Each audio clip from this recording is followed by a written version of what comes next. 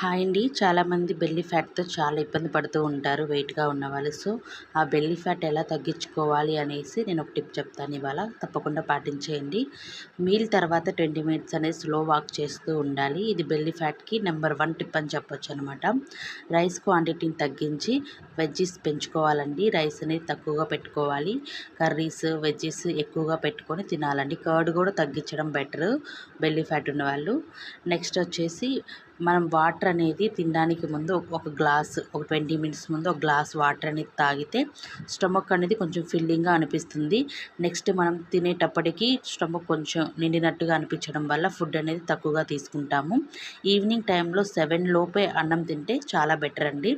ఎందుకంటే 7 తర్వాత మనం డైజెషన్ ప్రాసెస్ అనేది జరుగుతూ ఉంటుంది. సో ఆ టైంలో ఏంటంటే మనం మీల్స్ కంప్లీట్ చేసుంటే మనం తీసుకున్న మీల్స్తో పాటు అది అరిగిపోయాక ఎనర్జీ కోసం మన లోపల ఉన్న ఆల్రెడీ స్టోరేజ్ అయి ఉన్న ఫ్యాట్ ఉంటుంది కదండి, ఆ ఫ్యాట్ని అనేది బాడీ యూస్ చేసుకుంటుంది అనమాట.